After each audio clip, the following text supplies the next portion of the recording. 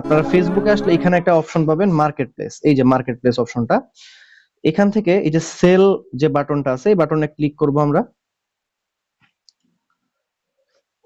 একদম নিচে দেখবেন অ্যাডিশনাল লিস্টিং অপশন নামে একটা অপশন আছে, এখানে ক্লিক করতে হবে। আমরা ওই নরমাল মেথডে করব না, যেহেতু আমরা একটা বিগ স্কেলের সেলার আশায় এই কাজটা করতেছি। অ্যাড ফটোসে যাব, অ্যাড ফটোস, এই হচ্ছে আমার প্রোডাক্ট, ফাইন, আমার প্রোডাক্টের নেম দিয়ে দিলাম। এবার আমরা সেল করব কয় টাকা নির্ধারণ করছিলাম, 570 টাকা, ফাইন করে দিলাম। ক্যাটাগরি অটোমেটিক সিলেক্ট হয়ে যাবে, আপনারা নিউ করবেন। ডেসক্রিপশনে যদি কোনো ডেসক্রিপশন আমরা প্রোডাক্টের নিচে দিয়ে দিই আপনি দিতে পারেন, না থাকলে ক্যাশ অন ডেলিভারি লিখেও কাজটা করে দিতে পারেন। বাকি আর কোনো কিছু তেমন চেঞ্জের প্রয়োজন পড়বে না। আচ্ছা, এডিশনাল লিস্টিং অপশনে আসার কথা ছিল, ওকে। এই হচ্ছে আমার এখানে এই ট্যাগস পার্টটা খুবই গুরুত্বপূর্ণ। কেন গুরুত্বপূর্ণ? আপনার যে প্রোডাক্টটা এটা সবার উপরে শো করবে। কিভাবে শো করবে? আপনি এই প্রোডাক্টটা কি লিখে সার্চ করলে দেখা যাবে, এই জিনিসটা আপনাকে এখানে দিতে হবে। এবার আপনার এটা নিজের চিন্তা করতে হবে যে কি কি লিখে মানুষ সার্চ করতে পারে এই প্রোডাক্টের জন্য। ধরেন আমি ব্লেন্ডার দিলাম, কেউ ব্লেন্ডার লিখে সার্চ করতে পারে। পুশ চপার দিলাম, এটা লিখে সার্চ করতে পারে।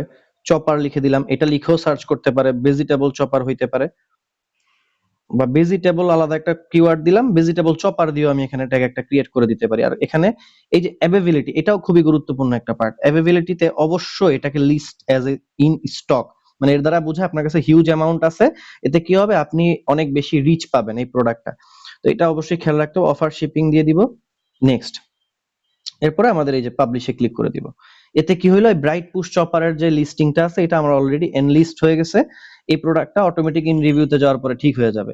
তো এইভাবে এই যে আমি একটা লিস্টিং করলাম, আপনি একটু খেয়াল করেন, আমার এখানে অলরেডি 17টা লিস্টিং করা আছে। আমরা কি করব, প্রতিদিন আমাদের যেহেতু প্রোডাক্ট ভেরিয়েশন অ্যাটলিস্ট 100 থেকে 200 বা 300 প্রোডাক্ট অলরেডি আমার ওয়েবসাইটে থাকবে। আপনারা প্রত্যেকটা প্রোডাক্ট প্রথমে 10টা 10টা 10টা 10টা 20টা 20টা করে করতে থাকেন। এতে কি হবে, 2-4 দিনের মধ্যে আপনার লিস্টিং এর পরিমাণ 300 থেকে 400 হয়ে যাবে। এরপরে পুনরায় আবার একই প্রোডাক্ট লিস্টিং করবেন। কিভাবে? আপনি ওই যে জাস্ট প্রোডাক্টের ছবিটা চেঞ্জ করে দিবেন। আপনার যে প্রোডাক্ট ছবিটা আগে ইউজ করছেন ওই ছবিটাকে চেঞ্জ করে গুগল থেকে ডাউনলোড দিয়ে নতুন একটা ছবি ইউজ করবেন। এতে কি হবে, আপনার ওই লিস্টিংটা আটকাবে না। সেম ছবি দিলে লিস্টিংটা অনেক সময় লিস্ট হয় না, ওই ডুপ্লিকেট দেখিয়ে জিনিসটাকে বাদ দিয়ে দেয়। তো এটা করলে আশা করি আপনার লিস্টিং এর পরিমাণ বাড়াতে পারবেন, এবং যত বেশি লিস্টিং হবে আপনার সেলের পরিমাণ তত বাড়বে। এবার কথা হচ্ছে এই লিস্টিং এর মাধ্যমে সেল কিভাবে হয়। এই যে লিস্টিং গুলো, এগুলো মার্কেট প্লেসে যারা সার্চ করবে তাদের সামনে আসবে।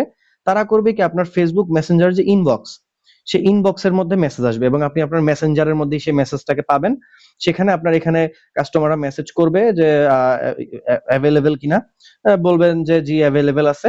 তারপর আপনাকে প্রাইস জিজ্ঞেস করলে আপনি প্রাইস দিবেন এবং আপনার একটা মেসেজ সাজিয়ে রাখবেন যে অর্ডার করতে আপনার নাম, ঠিকানা, নম্বরটা দিন এবং ডেলিভারি চার্জ সহকারে টোটাল যে বিলটা হয় as a cash on delivery আপনি টোটাল বিলটা কনফার্ম করবেন, এবং কাস্টমারকে নাম্বারে কল দিয়ে অবশ্যই কনফার্ম করবেন।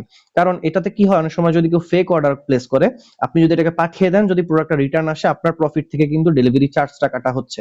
সুতরাং আপনারা তো অবশ্যই নিজের ক্ষতি করতে চাইবেন না। সেই ক্ষেত্রে আপনাদের কি করতে হবে, ডেলিভারি চার্জ যখন আপনি কনফার্ম করবেন অর্ডারটা, অবশ্যই কাস্টমারকে কল দিয়ে এরপর কনফার্ম করবেন।